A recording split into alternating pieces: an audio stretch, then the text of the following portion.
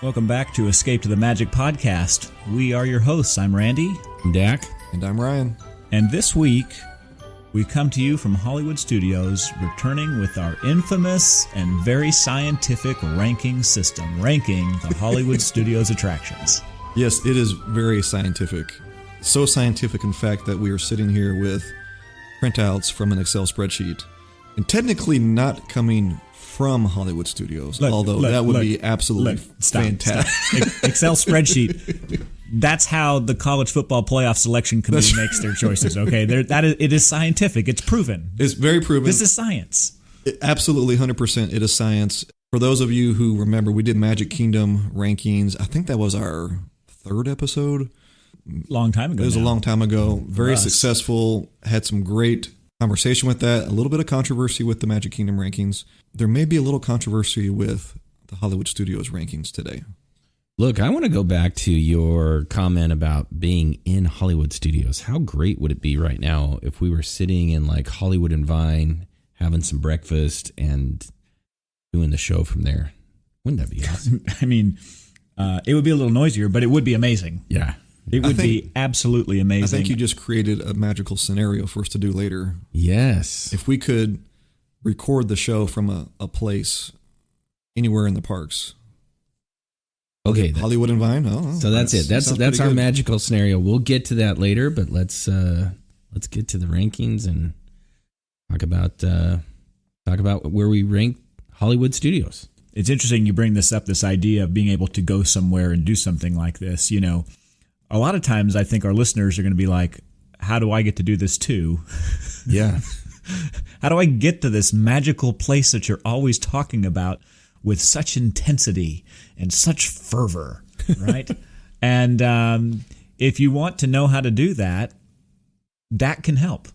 Yeah, so I have my own travel company that I run and operate. It is called Castles, Kingdoms, and Churros. So if you want to take a trip to Disney World, Disneyland, look it up on Instagram or Facebook or any of your social media accounts and let me know, and I'll be happy to put together a quote for you and help you get there. What is the best way to reach you? Best way to reach me is probably through Instagram. I'm on that account the most. So if you just reach out to Castles, Kingdoms, and Churros on Instagram, then I'll be able to hook you up. Listen, if you want to have a magical trip, have it booked by someone who knows magic. And that's a travel agent. That's right. Yeah. That's right. Yeah, and Dack, he knows his stuff. Yeah. He is a Disney World / Disneyland / Disney Cruise Line expert.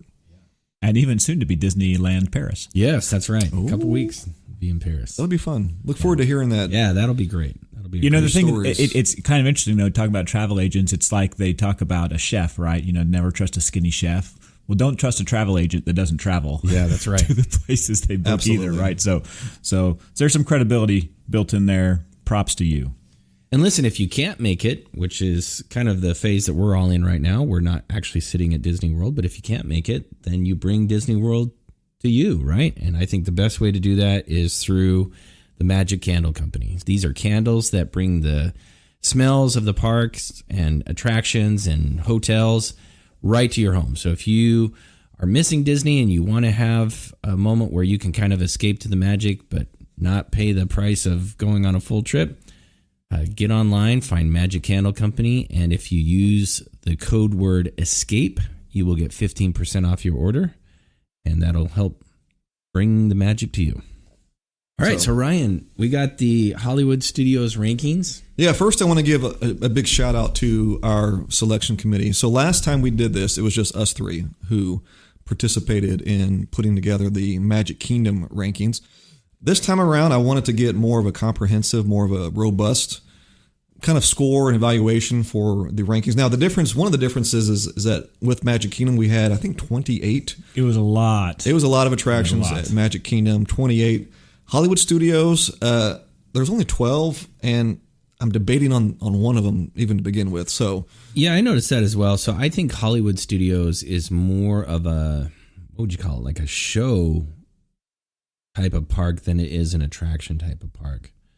Right, there's a lot of shows. There's a lot of shows. I would say I probably would maybe the word I'm thinking of is immersion. It's an immersion park, right? Yeah. Where you're being taken to a specific place, right? Remember, the history of Hollywood Studios is that it was originally Disney MGM Studios. That's and right. They were creating a theme park that puts you in the movies. Yeah. And so you would go as if you were there in 1950s Hollywood, and you would see what the backlots look like, what the studio rooms would look like. And when it first opened, it was pretty boring because everyone's just like, well, that's not very exciting. Yeah. It's just a bunch of big, ugly square buildings, you know? So that's kind of the genesis of it. It was meant to immerse you into that world.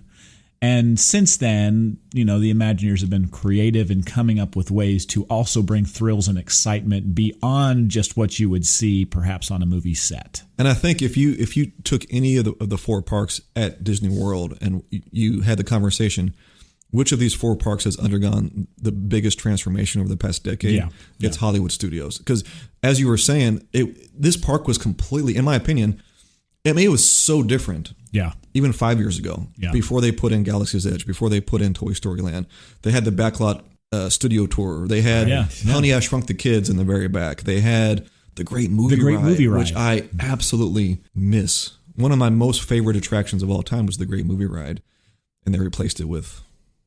They had Bugs Life too, right? Like back in the back. That's right. Bugs Life. Yeah. Yeah.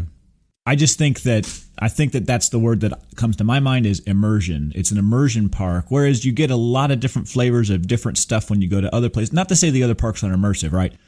Without a doubt, Animal Kingdom is immersive because it transports you to different places. But this is one where there is a singular, almost unifying theme that goes around it, okay? And we're putting you into movies.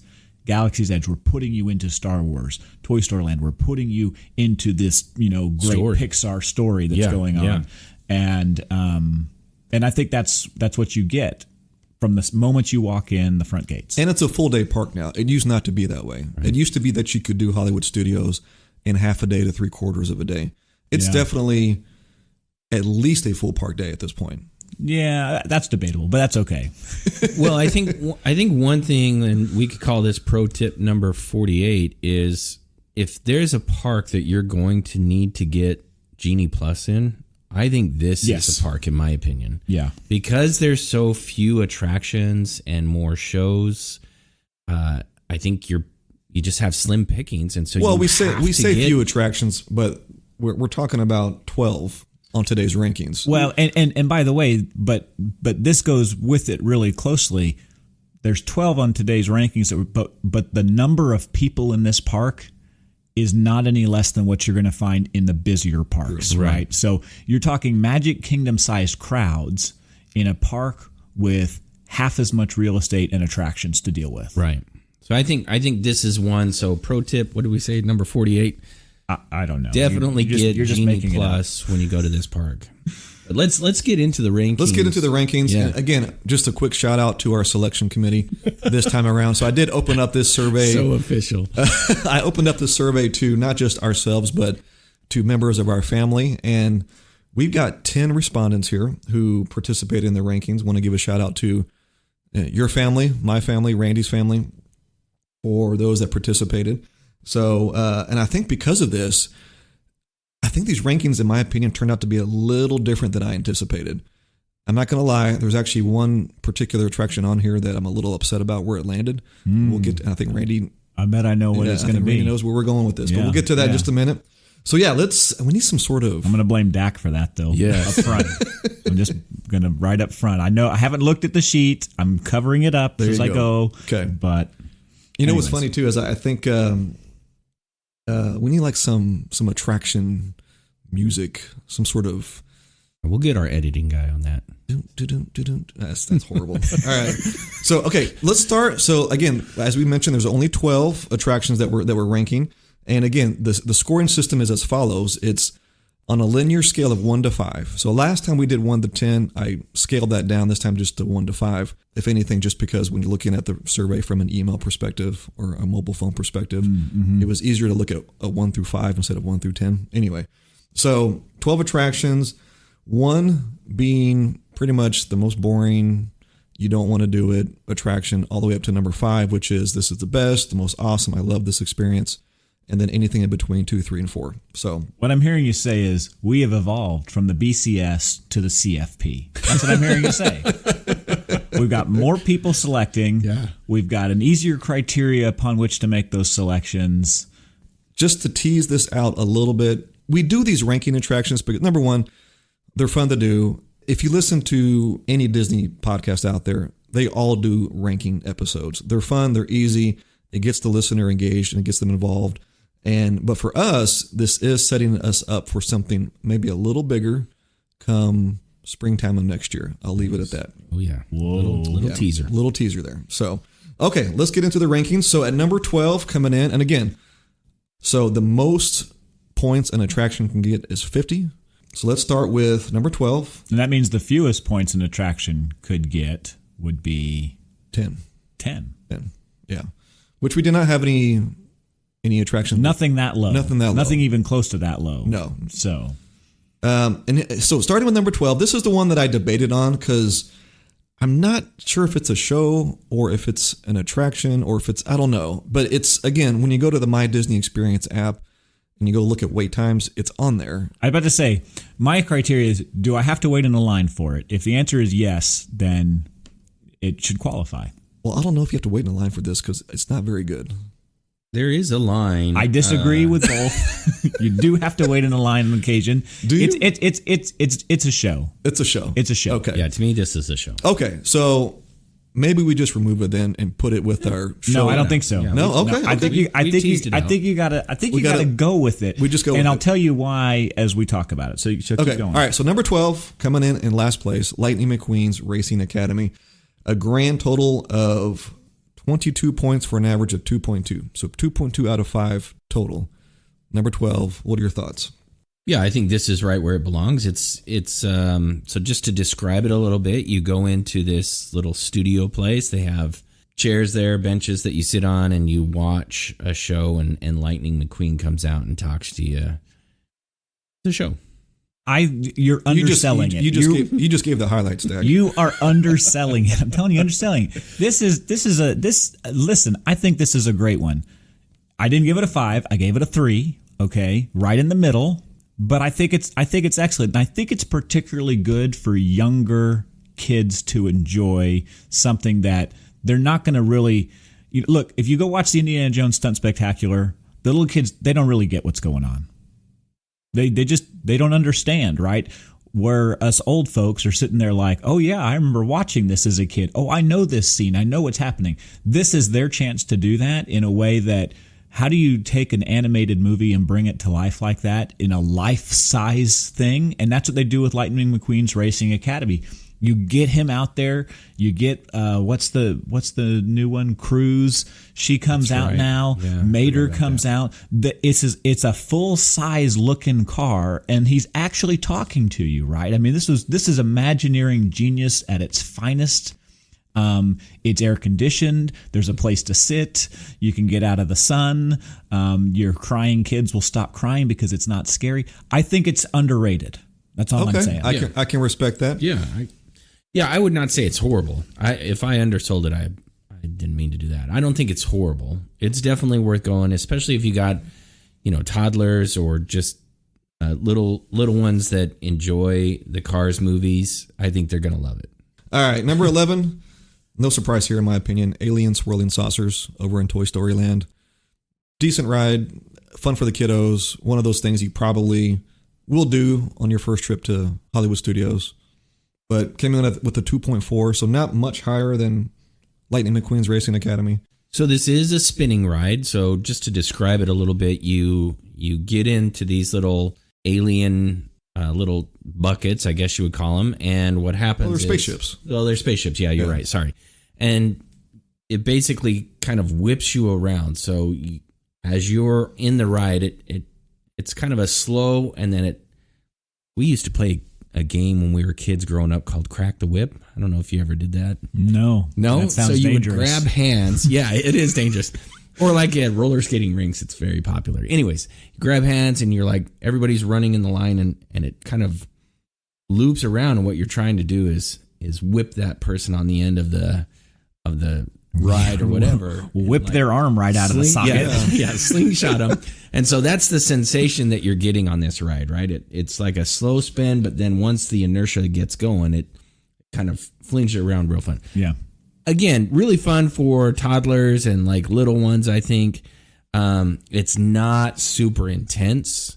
So it's an easy ride for a younger child to enjoy and have fun with, and probably get squished a little bit by dad or whatever. Because you're going to slide around in your seats a little bit as this happens.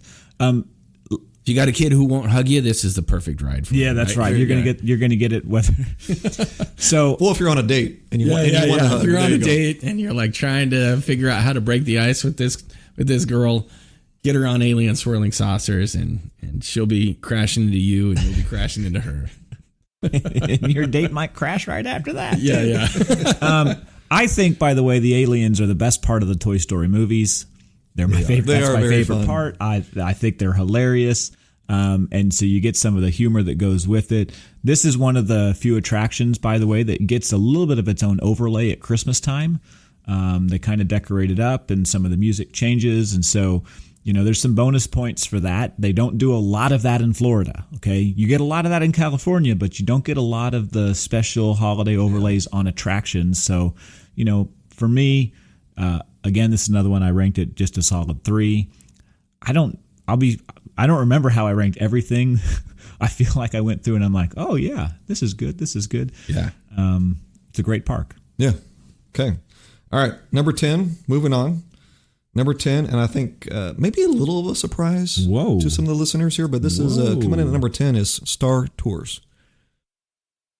So I see that your daughter, she's the only one who gave it a 5. That stood out to me. And one of yours gave it a 4, Dack. Yeah. I'm shocked that this is ranking as low as what it is. Yeah. So no 1s were given, and just the 1.5. But I think when you start comparing this to the other attractions, I think it's not in a bad spot here, but maybe just a little surprising that it came in so low in terms of where it placed on the list.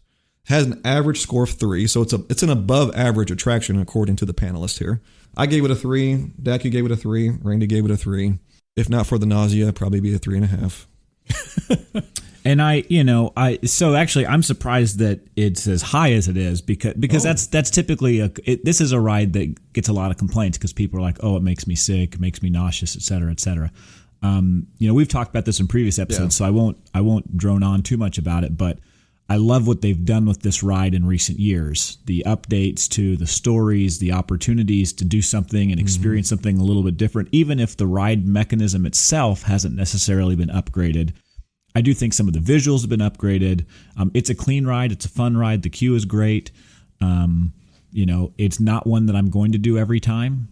I agree with that. Again, this goes to our discussion a little bit about how much of a park this is. Is it a full day park? Is it a more than full day park? I don't think Hollywood Studios is really a full day park. Now, you could do it in a full day, okay? And you could spend your time and enjoy yourself doing that. But interestingly enough, most of the time on our trips, Hollywood Studios will come in on our last day, which means it's the one we have to leave early from to catch a plane at the end of the night.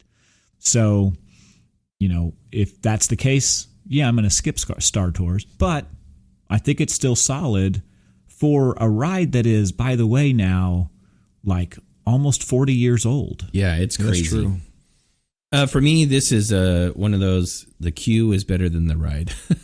I love the queue here. So you go through the little Ewok village before you get on the ride. And then once you get on the ride, there's this cool, it's like an airport terminal, but for spaceships. And don't forget in the Ewok village, what's out there? Yeah, there's big, huge walker. It's a great queue, in my opinion. Yeah, agreed. Okay. And we all gave it a 3. Yeah. So between the 3 of us. So far, I just want to say I'm consistent. And as we move on to number 9, your consistency continues. So at number 9, we have Muppet Vision 3D. Fun show. It's a fun, I gave it a 2. I'm probably going to reconsider that. It's probably a 3 in my book. But it's one of those, in my opinion, it's one of those attractions or shows that, again, if it's hot outside, There's never going to be a long wait for this. It's one of those just ongoing shows. It goes every 15, 20 minutes. You can hop in and see it. If it's raining, if it's hot, it's humid, you need a break, your kids need a break, hop in, watch Muppet Vision 3D.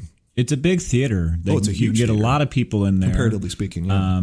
But this is another one, and this goes back, I think, a little bit to the early conceptualization design of Hollywood studios. It's in an awkward location that, in my opinion, is actually difficult to find. Because you look down that way and you're not quite sure, like, am I supposed to go over there? Is there anything over there? Mm-hmm. It's just an awkward location, but I think it's a great show. It's a great show. Yep. Number 8. Number 8. All right, so number 8. You know what? I'm glad I put this on this list because, again, it's not a ride. It's not a show. It's just there. And this is coming in at number 8 with a grand total score of 3.6. We have Walt Disney Presents. Now, if you don't know what Walt Disney Presents, what it is a museum of sorts. As you're walking towards Toy Story Land, on the right-hand side is a little museum of a lot of Walt Disney's artifacts. Some of his desk is in there. He's got I don't know if it's the original, if it's a replica, but the camera system that they used, the multiplane. the multiplane camera system that they invented to in the early days of their animation. So, but the original diorama of the castle is right there for you to see. That's pretty cool. And again, I do think it's really neat. I mean, that was his original animation desk, right? Like, this is where it all started, per se. And when you go in, it's kind of cool because there's a marquee above it, like you would see in one of the old theaters, right? And that's where it says Walt Disney Presents. Again, this is another one. There's this repetitive theme a little bit at Hollywood studios, some work to be done, but it's another one where you're looking at it, you're like, I don't know what this is. I don't know what I'm looking at or what I'm supposed to do here. Yeah, it's easy to skip, right? And you're walking past, it almost looks like decoration? It's a shop. Yeah. Is it a shop? I don't know. Good call. Yeah. Our girls loved it. So they all have in elementary school done, like they make them pick a character and dress up as a character and do a book report on them. No surprise here. All of my girls have done Walt Disney as a character. Yeah, so did my middle daughter. And so this was really exciting for them to go in and kind of see in real life some of these things, these artifacts that brought about the history. And there's also some, as you keep going back, there's an actual theater there where you can see some new Disney movies that are coming up or upcoming Pixar Usually movies. like an extended trailer of an upcoming movie. But the other thing we've noticed is they have like actual movie artifacts there. Like one time we went right after Mary Poppins Returns came out, and they had some of the actual costumes that some of the characters were wearing in that movie. So it has value. Again, am I gonna rope drop this? But no, did we talk about Walt's movie though? Right. So Walt Disney Presents is actually nothing about the museum part. That's actually part of your queue to get in for Walt Disney Presents, which is it's basically a narrated autobiography. Walt is narrating his own life experiences. There's things that you don't see a whole lot about, and he talks about his childhood in Missouri, and he talks about getting to where he was and relationships, and there's actual video to accompany a lot of that. And that theater is dusty and old and needs a lot of updating, and it kind of smells funny, but that video is unique because it's the only place you can see it. And that's not a show available on Disney Plus. Of Walt's voice, exactly. Right? Yeah, I like it. Yeah, so right now it is a one man's dream. That's the video. Yeah, playing. one man's dream. That's what it's called. But to your point, Dack, every now and then they will we saw when we were there years ago a 10-minute preview of Beauty and the Beast. Yes, yeah. So they'll do that from time to time. Yeah. All right, cool. All right. So moving on, number 7. We have Mickey and Minnie's Runaway Railway. So I'm a little shocked that this one came in at number 7. It's a surprise. I'm think. Not. But I look at the scores and I'm looking at it and I'm saying, oh wow, I think everything's about to get really tight here. Yes, with Mickey and Minnie's Runaway Railway, there were no 1s given, there were no 2s given, a lot of 3s, some 4s, a few 5s. So again, it's a 3.9 total score, which that's well above average, and it's a great attraction. And maybe for me, I may still harbor just a little resentment about losing the great about movie losing ride? the great movie ride. Oh, and I just boy. feel like, you know, You got to get over it. I don't think I am. Well, it's too bad. It's not coming back. You know, I think Mickey and Minnie's Runaway. There's some great technology there. It's a show. I mean, it's like you're on this trackless system. A lot of different elements that you get to see. I wouldn't say you get nauseous on it. I think there have been a few times where I didn't feel all that great coming off, because there is one particular section where you're doing, is it the tango? Yeah. That's right. With Daisy as she's directing the electric vehicles. I think it's a cha-cha. But Cha-cha. I can't remember. Yeah, well, Anyways, I don't know dance. That is the most intense part of the ride. Yeah. Yeah, I enjoy it. It's fun. I think it's another one of those rides that, you know, I don't know if there's a height limit. I guess we could look that up real quick, but it's just a fun ride that a lot of the kids can ride. It's very, I don't know that interactive is the right word, but it's very animated, right? There's something going on anywhere It's very you look. visually stimulating. Yes, yeah, there you go. That's a great way of saying it. It's very visually stimulating and fun. Like there's something going on in each room that you go into as part of the ride vehicles. Move throughout the. And this is an attraction that you won't miss because it's right there in your face as soon as you walk in the gates. Just keep walking straight. So unlike the other ones that I've complained about a little bit, this one is not inconspicuous. It is very much right there for you. And when you get inside, you'll get more of that experience too. One thing I will say about it, the queue for this is largely outdoors. In the summertime, that can be hard. It can get really long. So the outdoor queue is one that they will extend out as they need to, bring in some of the umbrellas, but it's not nearly enough of the umbrellas. And because of how long it is outside, by the time you get inside, you think, oh, I've made it. No, it's still deceptively long inside too, right? So my experience on that attraction has been, by and large, probably more times than not, the posted wait time is closer to accurate than That's true. than an overestimation. So sometimes you'll get to some attractions, you're like, oh, it says 75. I bet we're in here in 30 or 45. No, if it says 75, you could probably count on at least 60, and 75 may be pretty accurate. And maybe a good comparison in terms of wait time would be Peter Pan. Sure. You know, not the same attraction, obviously, but in terms of wait time, what you see is probably what you're going to get. And usually, like you said, minimum 45 minutes. Yeah. You're probably in the 60 minute to 65 minutes. Closer to the end of the day, you average. might get to that 30 minute wait, but you're still going to wait. I just bring this up so that you can manage expectations really well because of how much of it is out in the elements. And so especially considering the majority of the year in Orlando is hot, you're going to want to be prepared to know that you're going to be hot. Yeah, I think so. I think this is one, as you're getting in line, there's a little kiosk cart there, a little ice cream cart. Go ahead and get yourself a Mickey bar, a little frozen lemonade, whatever it is that you enjoy, and take that with you in line. Because I agree with you. There's times where I've just felt like I am baking in that line. Yeah. For sure. All right. Okay, moving on. And this is where I almost just threw this whole episode out the window. No. This is baloney. Coming in at number 1.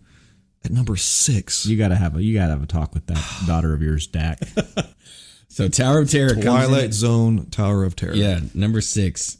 So I think for her that's a fear factor more than Let me put it this way. appreciation of the ride. I just want to put Dack gave this attraction a 4, which And he hates this shocked ride. me. Yeah. because we have to cajole him and shame him and peer pressure him into going with us. But he gave it a 4, which validates everything we've been saying, I think, which is it's an amazing It's attraction. an amazing attraction. Hey, let's give your daughter props. She, you know what? She didn't buckle to the pressure. She did not buckle to the pressure. She rated it the way she feels about it, which is what the survey was requiring. So She's ridden it. Yeah, like So maybe that- once or twice, but each time she just... But she's done it, and so I can't throw too much shade other than to say she's completely wrong. So I looking at my 4, I probably ranked that a little bit higher than what I thought truly you were feel going to come in a inside. little bit lower. But for what it is, again, I think for what it is, and I was looking at this more from a objective view on all of these rides, even Star Tours. I think I gave it a 3. But anyways, my point is that for what it is as an actual ride and attraction and the technology that they use, it's just, to me, it's an engineering marvel, right? Like, yeah, it's just so great, the technology and the way that they create it. Now, the actual experience for me is probably a -4, but I mean, I say that a little tongue in cheek because I think that there is a part of me that likes, I don't know how to say this, but likes like the build up and the anxiety and as scary as it is and like absolutely terrifying. The adrenaline that starts to build as a result of, oh crap, I'm about to do this. Yeah. There is a thrill that you get. That's literally what the thrill is all about. To me, it's the actual build up to that moment. Yeah. Like it's not in the moment itself. It's just like, I don't enjoy it, but like that anticipation of it coming for 45 minutes. It's the best part. I'll tell you, my youngest son, Henry, this is his favorite attraction at Hollywood Studios. And so I wish I'd had him take this survey as well, but I was too late sending it out in the first place. But because he would have given it a 5. But what you're saying is so absolutely true, because as much as he loves it, the moments that we are in the corridor waiting for the elevator itself, everything is built to that point. And there have been times, no matter what, where you can tell he's questioning, is like, do I really want to do this right now? Yeah. Right. And he does it because he loves it. He's an adrenaline junkie like his father, but the pictures are priceless. Right. I love getting the on-ride pictures from that and seeing his face.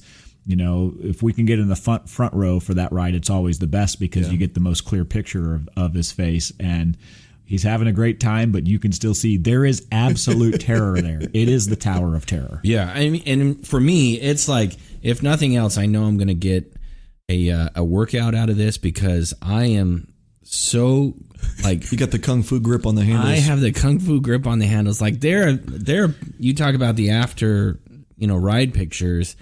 There are moments where I'm looking at and it is like vice grips. Yeah, on I those. know. Like, not that that's going to stop anything from happening, right? Like, if that elevator actually falls, I'm a goner one way or another. Yeah, but anyways, which it doesn't actually fall. Yeah, and I want to point out, what I love about the history of this ride was the creation of it is they went to an elevator company and said, hey, we need it to do this. And they're like, we don't make elevators to do that. Yeah. We make elevators to do the opposite of that, not fall. Right. And so it is a push-pull system. It is not a free fall, just FYI. Yeah. It's great attraction. Great attraction. And I have a feeling that in one of our future episodes in the springtime of next year that this ride may do better in that particular scenario than it did on today's episode. So anyway. All right, top 5. Top 5. Here we go. Number 5, Toy Story Mania, coming in with a grand total score of 4.2. So well above average. Mostly 4s and 5s, a couple 3s in there. But at least from us 3, I gave it a 5. Randy gave it a 4. Dad gave it a 5. I'm surprised at Dack's 5 on that, considering he loses every time. Listen, I suck at this ride. I suck at this game. Someone needed to say it. Yeah. I'm glad it was you. I have no shame in admitting that. I don't know what it is that I cannot win this game. I've looked up all the cheat codes online. It's called skill. Yeah, and I just, for the life of me, hand-eye coordination. Cannot do well on this ride, no matter what it is that I do. I just can't. But I still love it. Like, I just love the competition. I feel like I'm laughing the whole way through the ride. Like, it's just so fun. And I love, again, I geek out on the technology and the game. It's itself. incredible. Yeah. So I love it. I'll tell you what holds this back, and I'll tell you the 3 on our list comes from my oldest son, and he and I have a feeling I know where he's coming from on this. This ride scores a little lower for me based purely on queue mechanics. Mm-hmm. Since the introduction of lightning lanes, they don't know what they're doing in terms of getting people through that queue, and this is actually an attraction that since the introduction of lightning lanes, the posted wait time is always a gross underestimation of what you're going to do. I have been there when it was posted 90 and it took 200 because you're like, there's no way it's going to keep taking. And we were foolish enough to wait through that. But the lightning lane people, they'll funnel 50, 60, 100 through at a time, and they'll let 2 people in the regular queue go. This goes back to Dack's original point. This is a park where you need to have Genie Plus really to maximize your time. And this is an attraction that I actually will not ride now without a lightning lane.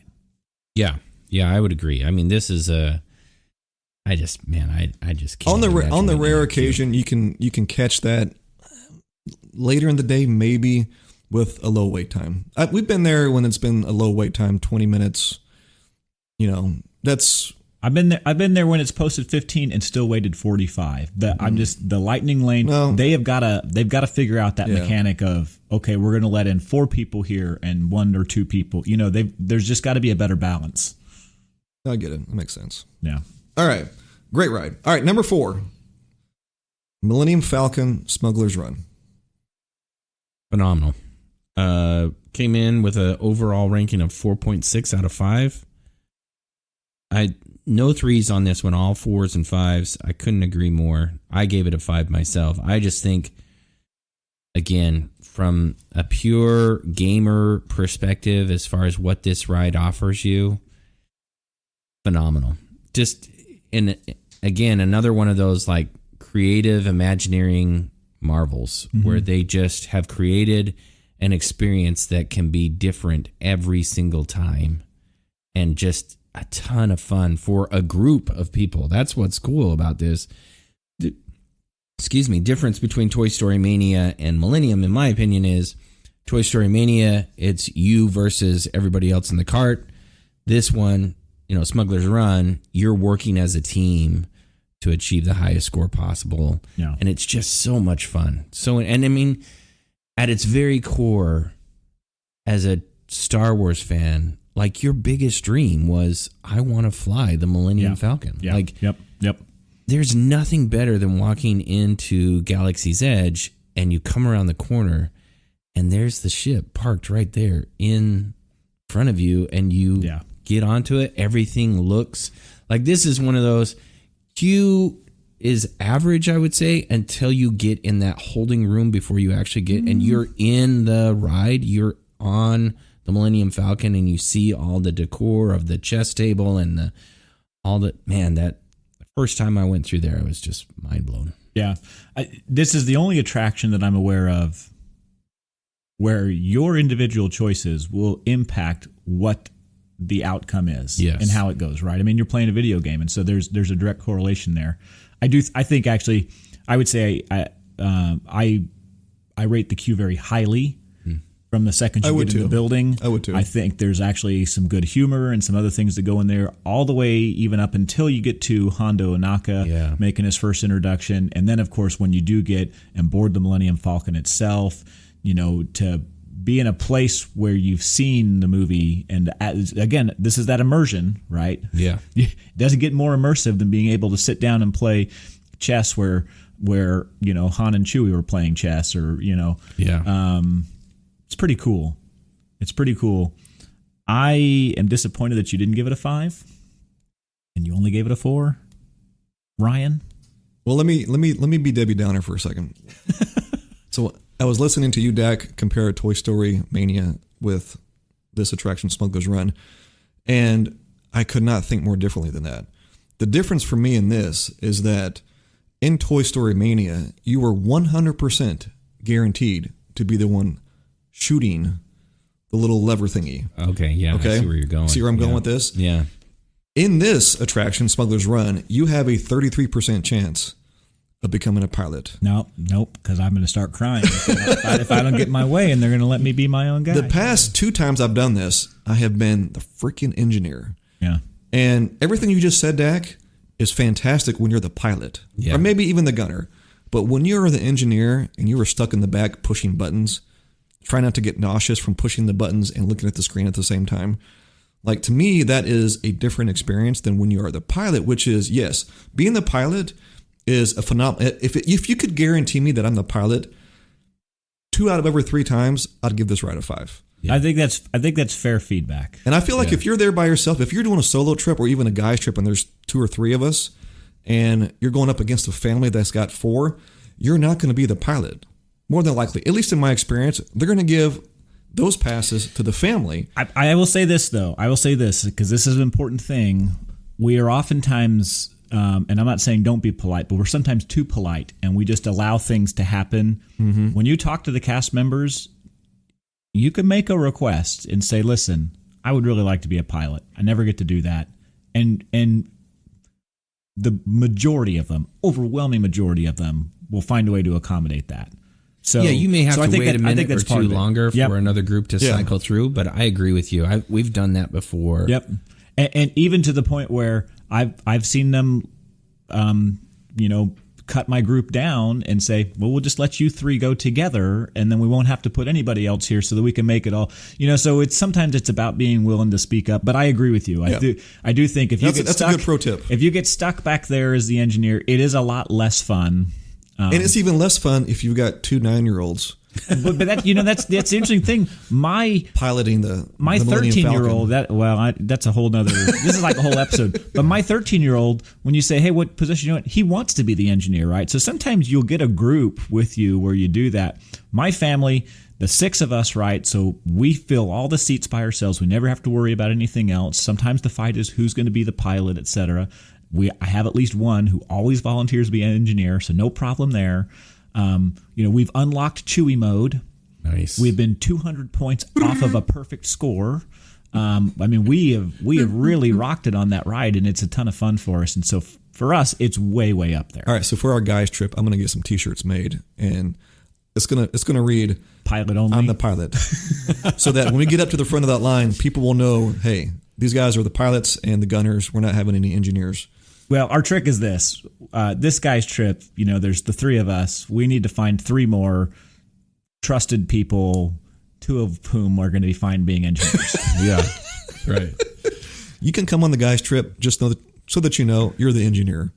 Yeah. All right. So moving on. Okay, we're in our top 3 now. Number 3 with a grand total of a 4.7. So we're getting close to almost perfect here. Slinky Dog Dash.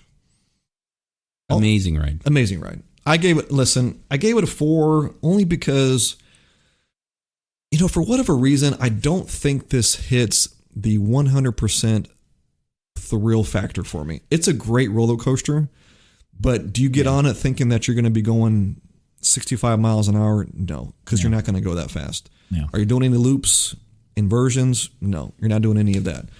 If you want to do a roller coaster that's good speed, it's got some nice turns to it with your kid who's smooth, 10 years old, this is the perfect ride. So that's what I would say is that, I think this is like not your introductory coaster for maybe your kid's first time on a roller coaster. It's probably a mid-level coaster, if there is such a thing. I mean, when you come up that first, I don't know what they call it, like not mountain, but that first incline, that's what the word I'm looking for. And then you kind of like bank and turn the corner and come around into the actual ride. It's up there. I mean, it's not a... You get a good view of Galaxy's Edge from right there. It's not a Goofy's... not the Barnstormer? Not the Goofy's Barnstormer, that's for sure. But it's... to me, I love this ride. So quick story on it. We had annual passes as a family one year, and when Slinky Dog came out, they gave a annual pass review, and so my 2 youngest daughters, and I went and rode on this. But you had to be there at like 7 a.m, so that means you're getting up at 5:30 or 6 to get over there. Anyways, we rode Slinky Dog Dash probably 7 or 8 times in a row. Like we never even got off the Slinky Dog. Wow. Because it was annual pass holders only during this special time. And for whatever reason, we caught it on a day when nobody else showed up. When no one else showed up. And it was just amazing. It was so great. So that's pretty good. I gave it a 5. I think that, I did give it a 5, but Ryan, I agree with all of your comments on this 100%. I think I was waffling. Do I go 4? Do I go 5? I'm like, it's a good enough coaster that I could see 5. If this was a 10-point system, it's not a 10 for me. Probably there you go. It's probably an 8 to 9. But on a 5-point system, I would probably I inch it up a little bit there. But I could see it being a solid 4 because I agree with everything you said. it's not quite the intense sort of roller coaster I want, but it does check all of the other boxes. The one negative, and I count this, and this is why maybe I'm surprised I gave it a 5, but the one negative is the queue is awful. The queue is by far. I mean, and I'm not even saying that it's not like a visually appealing, entertaining queue, because it's not. It just is what it is. It's just awful. It goes on forever. A good chunk of it could be outstanding in the direct sunlight, far outside of the attraction itself. It seems to go really slow sometimes, like inexplicably slow at times. I don't understand. It's one of those ones where you get to a certain point where you turn the corner and they're like, oh, you go down this line. Now you go down this line. And I'm like, so why were we all lined up in order before if we're just going to jumble it all up at the end? I don't understand that. Yeah, and I don't get why they build this amazing roller coaster and they take up all this space back there and they build this queue that is just like you said. It's probably one of the worst queues in all 4 of the parks there at Walt Disney World. Absolutely agree.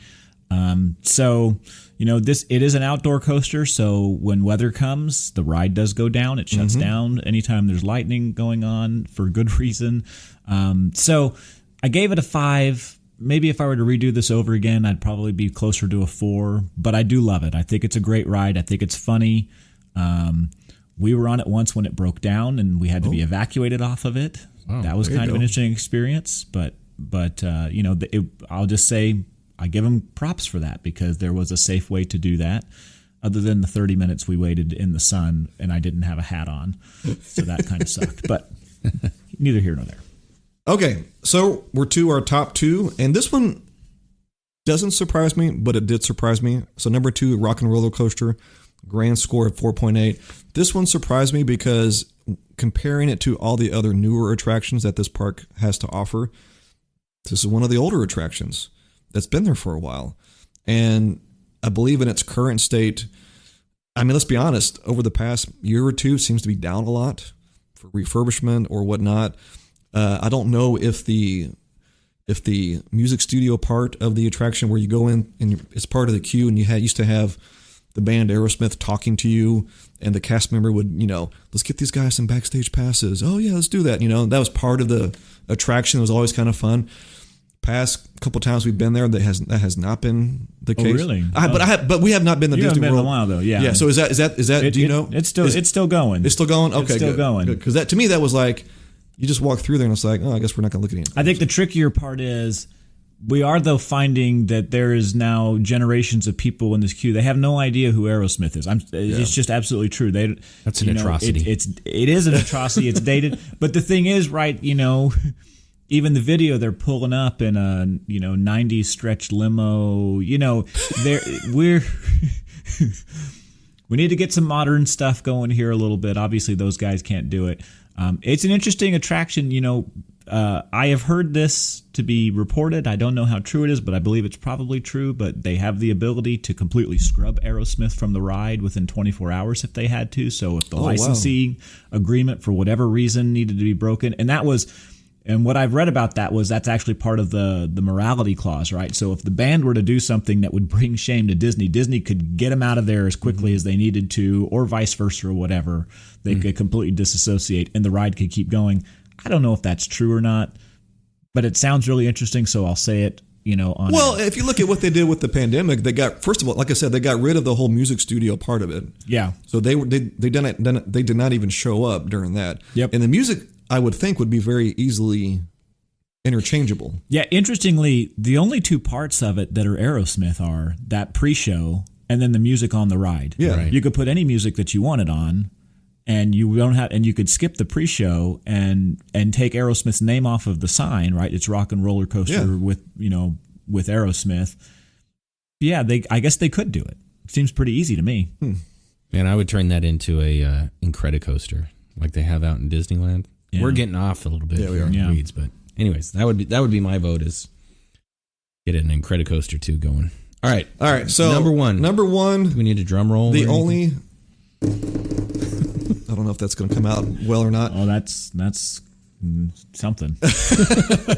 All right. So coming in at number 1 with our Hollywood Studios attraction rankings, the only attraction to receive a perfect score, all 5s from all 10 members of the selection committee. Star Wars Rise of the Resistance. Yeah, no shocker here to me. I think this is, again, one of those rides that is just absolutely mind-blowing, with the caveat that everything is working the way it's supposed to. So I'm giving this ride the benefit of the doubt, or the assumption that everything is functioning the way that it's supposed to be functioning. If that's the case, this ride is probably one of my top 2 or 3 rides, period. Yeah. When everything is functioning and it is the experience that it's meant to be, it's unbeatable. I mean, it really is a combination of so many different ride vehicles and functions and everything that it does and offers to you, that it is just absolutely mind-blowing. I love Rise of the Resistance. Yeah, I second that. I would third that. but it's an important caveat, right? Yeah. Because rarely is that the case. Yeah, no, totally. In fact, the last 3 times I've ridden it, a significant portion of the ride has been in B mode, right? Which means that it's not operating the way it intended to be designed, but they have kind of backup instead, right? So, there's one part, there's an animatronic of Kylo Ren that tends to fail a whole lot. It's where the ship gets a hole blown in the side of it, and then the wind kind of comes through. The last few times I've ridden it, it's been a video board instead of the animatronic. That's part of it. The turret blasters that are going off the ship, there's a space where your cart kind of goes in between them while they're moving in and out. Mm-hmm. The last few times I've ridden it, they were not functioning at all. Wow. I mean, big parts of the ride that give a lot of it the thrill haven't been functioning well. And it's unfortunate because when you start to take those elements out, it loses some of the excitement that goes with it, right? Like, you are literally trying to escape from being on this Star Destroyer and trying to get off of it. And when the stuff that gives you the intensity of why I've got to get off now is gone, meh. And I feel very fortunate that when we go, I don't feel like I have to do this ride every time that we go now, because for the listeners, the 3 of us on this podcast, we had the chance when this ride first opened up. We went out there, and we did it 3 mornings in a row. Yep, 3 in a row. We were up at 4:30 in the morning. This was before in the queue by like 5:15. Yes, right. Yeah, this is where you would hear cheers. My mind. Just to get in the park, right? Yeah, and we'd be up there near the front waiting to get into the park, because at 7:00, or I think they were letting people at 6:30. 6:30, but at 7:00 you could log on and you could try to grab your virtual queue, and that's where you would hear cheers, from around the park of people who got their queue, and you always worry, I got queue 105. Is the ride going to be functioning? Yeah. That late in the day, you I was worried if I got anything past 50. Yeah, right. Yeah, but I think 3 days in a row we were, I think group 80 was like our worst boarding group one day. So we were able to do it all like 3 or 4 times in that trip. And we got to see it functioning at 100%. Yeah. And again, probably the only attraction in recent memory that I can say this about is that my jaw literally dropped at certain points of the attraction. Like, you don't even know that you're on the attraction until things start. You're like, oh yeah, this actually started 5 minutes ago. We're part of the story. Okay, let me hone in my senses now, because now the story's going, and jaw-dropping special effects, things that you weren't expecting to have happen. And I don't want to spoil it for anybody, because especially for Star Wars fans, I hope that you don't watch any point of view video on this. Like, you want to experience this for the first time in real life, in person, because it's a mind-blowing experience. Yeah, I agree. Awesome. Okay, well, that is our 2023 Hollywood Studios official rankings presented by the selection committee. And I don't think, again, not much controversy. I mean, maybe some... Not too much. Not too much. It's interesting as I look at it. We've talked, and I said, I wonder if I would reevaluate this at this point. And I think what you said earlier is good. I think if we did a 1 to 10 scale, maybe you do a couple 9s, a couple 8s in there, as opposed to a 5. Yeah, but it is what it is. I mean, I gave out 1, 2, 3, 4, 5. I gave out 6 5s out of 12 attractions, y'all. Yeah. So, well, and I think if there's one thing that's clear is that when we did our Magic Kingdom rankings, we had a lot more 1s. a lot more attractions there that we just weren't as high on as what we I are. what at I Hollywood wonder Studios. is, my mind's on sports. Obviously, it's what I wonder is if we asked people to rank them in order, what the scores would come out to look like. Yeah, that would be interesting. That would be interesting, just like college football. Yeah. We put them in order. What would it look like? I would probably have some different rankings here than what we've got for sure. Probably. Well, good job. I'm happy with this list. I think Yeah. I think for the most part it landed kind of in line with what my feelings are on each of these attractions. So good job. Okay. Well, do we have a magical scenario this week? Yeah, we talked about one earlier, but I can't remember what it was that we talked about. It was where would you go do something in the park? Right? If we were to record if an you were episode, to, if you were to that's what record it an is. episode, Okay, yeah, Yeah. that's what it like was. in the park, like where would that place be? Oh man. So are we opening this up now to all 4 parks, right? I think you have to, right? Yeah. Maybe we should just stick with Hollywood Studios, though. Since we were there. Since we're talking Hollywood Studios right now. I mean, I don't know how magical map it is here. since we haven't really prepared to discuss this.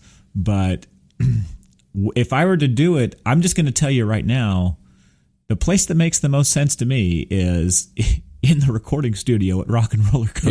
There you go. yeah, get the best audio quality from the studio there. Absolutely. And I wonder how many of those mics we could cobble together, or how many of them still work. And there's some artifacts in that building if you could find the power cord.